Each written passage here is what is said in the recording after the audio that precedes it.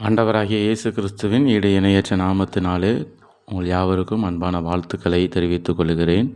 நம்முடைய பிதாவாகிய தேவனாலும் கர்த்தராகிய இயேசு கிறிஸ்துவினாலும் உங்களுக்கு கிருபையும் சமாதானமும் உண்டாவதாக.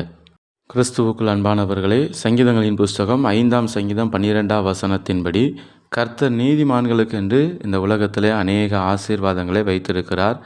அந்த ஆசீர்வாதங்களை கர்த்தர் நமக்கு எழுதி தந்திருக்கிறதான அந்த வேத வசனங்களிலிருந்து நாம் அறிந்து கொள்ள முடிகிறது. அவ்விதமாக இந்த நீதிமான்களுக்கு என்று சொல்லி கர்த்தர் கொடுக்கக்கூடியதான ஆசீர்வாதங்களை குறித்து நாம் தியானிக்க இருக்கிறோம்.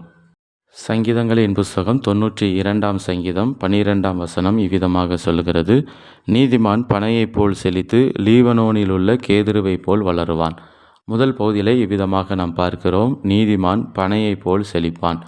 ஆம், தேவன் இந்த உலகத்தில் நீதிமான்களுக்கு என்று சொல்லி கொடுக்கக்கூடியதான ஒரு ஆசீர்வாதம், அது செழிப்பான ஒரு வாழ்க்கையை குறிப்பிடுகிறது.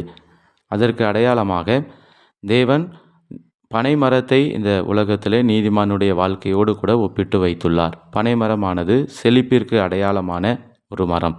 இந்த உலகத்தில் எத்தனையோ மரங்கள், செடிகள், கொடிகள் போன்றவை இருந்தாலும் தேவன் நீதிமானுடைய வாழ்க்கையின் செழிப்பை பனை மரத்தோடு கூட ஒப்பிட்டு வைத்துள்ளார். ஏனென்று சொன்னால் அந்த பனை மரம் அவ்விதமாக செழிப்பை பெற்ற ஒரு மரமாக இருக்கிறதை நாம் பார்க்க முடிகிறது. மேலும் இந்த பனை மரத்தினுடைய செழிப்பின் அடையாளமாக ஒரு 3 காரியத்தை நாம் பார்த்து, அதே போல நீதிமானுடைய வாழ்க்கை எவ்வாறாக செழிப்போடு கூட காணப்படுகிறது என்கிறதை குறித்து இந்த பகுதியிலே நாம் தியானிக்க இருக்கின்றோம். முதலாவதாக, பனைமரமானது மிகவும் உயரமாக வளரக்கூடிய ஒரு மரமாக இருக்கின்றது. இந்த பனைமரத்தினுடைய அழகுக்கு ஒரு காரணம் அந்த மரத்தினுடைய உயரம் என்று சொல்லியும் நாம் பார்க்கிறோம். பெரும்பாலும் நாம் இந்த மரங்களை நாம் பார்க்கின்ற பொழுது அநேக இடங்களிலே ரசிக்கத்தக்கதாக மரமாக இருக்கிறது என்று சொன்னால் அந்த மரத்தினுடைய உயரமே அதற்கு காரணமாக காணப்படுகிறது. அதே போல தான் நீதிமானுடைய வாழ்க்கையும் பனைமரத்தை போல உயரமாக வளரக்கூடிய ஒரு செழிப்பான வாழ்க்கையை தேவன் நமக்கு தருகிறார்.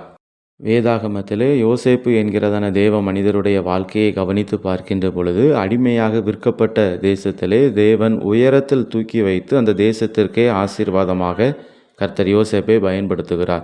காரணம், அந்த மனிதன் தேவனுக்கு முன்பதாக உத்தமனாக நீதிமானாக வாழ்ந்தது நிமித்தமாக தேவன் அந்த உயர்வை தருகிறார். ஆம், நம்முடைய வாழ்விலும் நாம் தேவனுக்கு முன்பதாக நீதிமானாக தேவனுக்கு பிரியமுள்ள ஒரு வாழ்க்கை வாழ்கின்ற பொழுது இந்த பனைமரமானது எப்படி உயரமாக இருக்கிறதோ அதே போல நம்முடைய வாழ்க்கையையும் தேவன் இந்த உலகத்திலே உயர்த்தி ஆசீர்வதிக்கிறவராக இருக்கின்றார். இரண்டாவதாக, இந்த பனைமரமானது வறட்சியிலும் வளரக்கூடிய ஒரு மரமாக காணப்படுகின்றது. நம்முடைய பகுதிகளிலே அநேக இடங்களிலே வறட்சி உள்ள இடங்களை நாம் கவனித்து பார்க்கின்ற பொழுது அந்த பகுதியிலே இந்த பனை மரங்கள் மாத்திரமே மிகவும் செழிப்பாக வளர்ந்து நிற்கிறதை நாம் கண்களாலே காண முடிகின்றது. அதே போலதான் நீதிமானுடைய வாழ்க்கை, நீதிமான் பனையைப் போல் செழிப்பான் என்று சொல்லப்படுகிறதற்கு அடையாளமாக எவ்விதமாக பனைமரமானது வறட்சியிலும் வளரக்கூடியதான மரமாக இருக்கின்றதோ அதே போல நீதிமான்களும் தன்னுடைய வாழ்க்கை சூழ்நிலைகளிலே வறட்சியான பஞ்சமான நிலைமை இருந்தாலும் அவர்கள் செழித்து வளரக்கூடியதான ஒரு வாழ்க்கையை தேவன் நமக்கு கட்டளையிடுகிறார். வேதத்தில் சொல்லப்பட்டதை போல உஷ்ணம் வருகிறதை காணாமல் இலை பச்சையாய் இருக்கிறதும் மழை தாழ்ச்சியான வருஷத்திலும் வருத்தமின்றி தப்பாமல் கனி கொடுக்கிறதுமான மரத்தை போல் இருப்பான் என்று சொல்லப்பட்டதை போல நீதிமானுடைய வாழ்க்கை வறட்சியான சூழ்நிலைகளும் தேவனால் ஆசீர்வதிக்கப்பட்ட, தேவனால் செழித்து வளர்கிறதான ஒரு குடும்பமாக, ஒரு தனிப்பட்ட வாழ்க்கையாக தேவன் நீதிமானை ஆசீர்வதிக்கின்றார். மூன்றாவதாக, இந்த பனை மரத்தின் செழிப்பின் அடையாளம், இதனுடைய முழு மரமும் பயன் தரக்கூடிய மரமாக இருக்கிறது. இந்த பனை மரத்தின் அனைத்து பகுதிகளுமே ஏதோ ஒரு வகையிலே மக்களுக்கு பிரயோஜனம் உள்ளதாக காணப்படுகிறதை நாம் பார்க்கிறோம். மேல் பகுதியில் இருக்கக்கூடியதான ஓலை, அதனுடைய காரியங்கள் அனைத்தும் அலங்கார பொருட்கள் மற்றும் ஓலை பொருட்கள், வீட்டு உபயோகப் பொருட்கள் பயன்படுத்தப்படுகிறதற்கு அது உதவியாக இருக்கிறது. பனைமரத்தினுடைய கனியாகிய நொங்கு மற்றும் அதனுடைய காரியங்கள் அநேக பொருட்கள், கருப்பட்டி, பனங்கற்கண்டு, பதநீர், இப்படிப்பட்ட காரியங்கள் தயார் பண்ணுகிறதற்கு அது பிரயோஜனமாக இருக்கிறது.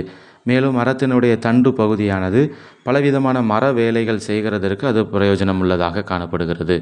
எப்படி இந்த பனைமரமானது அனைத்து விதங்களிலேயும் அனைவருக்கும் பயன் தரக்கூடிய பிரயோஜனமுள்ள மரமாக இருக்கிறதைப் போல நீதிமானை கர்த்தர் மற்ற அனைவருக்கும் ஆசீர்வாதமாக எடுத்து பயன்படுத்துகிறதை நாம் பார்க்கின்றோம். ஆகமங்களின் புஸ்தகம் 12ஆம் அதிகாரம் 2ஆம் வசனத்திலே கர்த்தர் ஆபிரகாமை குறித்து சொல்லுகிற வார்த்தை, நீ ஆசீர்வாதமாய் இருப்பாய். ஆம், அதை போலவே தேவன் நீதிமான்களை ஆசீர்வதிக்கிறார். நீதிமான்கள் மூலமாக மற்றவர்கள், நீதிமான்களை சார்ந்து வாழுகிறவர்கள் ஒவ்வொருவரையும் ஆசீர்வதிக்கக்கூடியதான ஒரு செழிப்பான ஒரு வாழ்க்கையை தேவன் நீதிமான்களுக்கு என்று சொல்லி வைத்திருக்கிறார். ஆகவே நாம் தேவனுக்கு முன்பாக நீதிமானாக நாம் வாழ்கின்ற பொழுது தேவன் நமக்கு கொடுக்கக்கூடியதான அந்த செழிப்பான வாழ்க்கையை நம்முடைய வாழ்க்கையில் நாம் பெற்றுக்கொள்ள முடியும். நீதிமான் பனையைப் போல் செழிப்பான் என்று சொன்ன வேத வசனத்தின்படி பனை மரத்தினுடைய அனைத்து செழிப்பின் அடையாளங்களும் நம்முடைய வாழ்க்கையிலே தேவன் நமக்கு கொடுத்து நம் ஒவ்வொருவரையும் ஆசீர்வதிப்பாராக. ஆமேன்.